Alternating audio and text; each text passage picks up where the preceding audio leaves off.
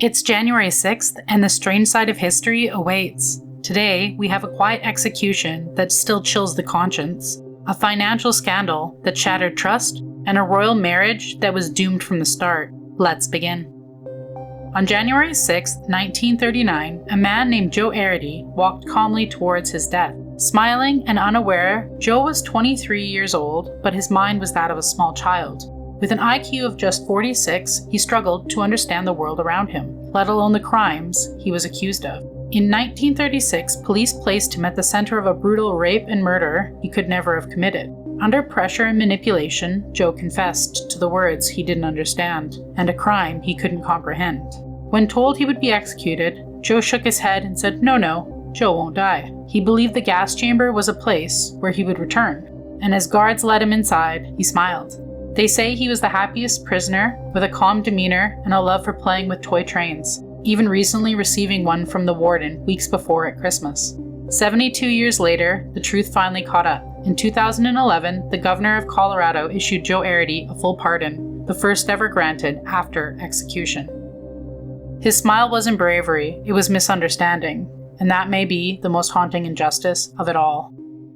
On January 6, 1721, Britain quietly pulled back the curtains on one of the most explosive financial scandals in its history.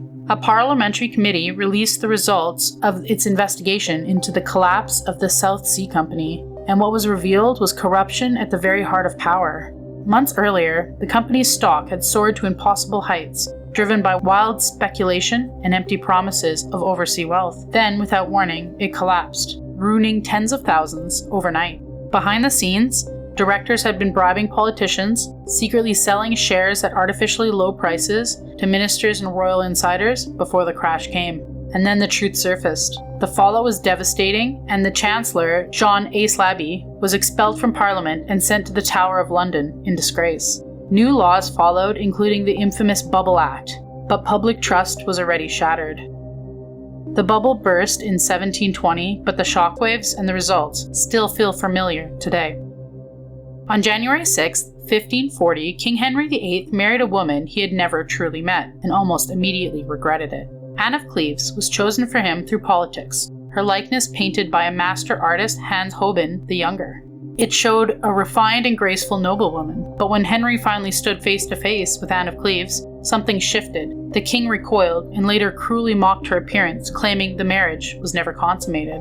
In a court where wives lost their head, Anne understood the danger, and within 6 months, the marriage was quietly annulled. No blood was spilled. Instead, Anne accepted a generous estates, jewels, and a title that kept her alive, the king's beloved sister. She entered history as a discarded wife and left it as the only one who truly escaped. Another day, another strange bite from history. Like, comment, and subscribe. Your next eerie dose is just a day away.